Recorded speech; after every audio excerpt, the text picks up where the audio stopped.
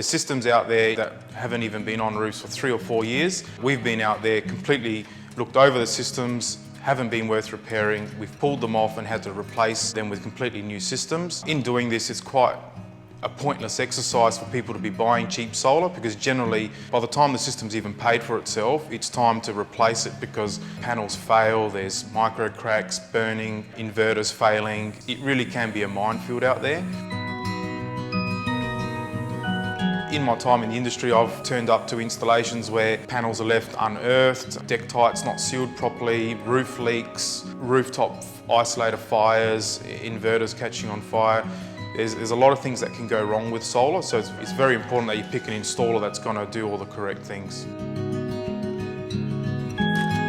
You know, we like to choose panels that are designed to last in the conditions like they're supposed to. In the Australian summer, it can get up to 40 degrees, so it's very important that you've got a panel that's able to handle those temperatures.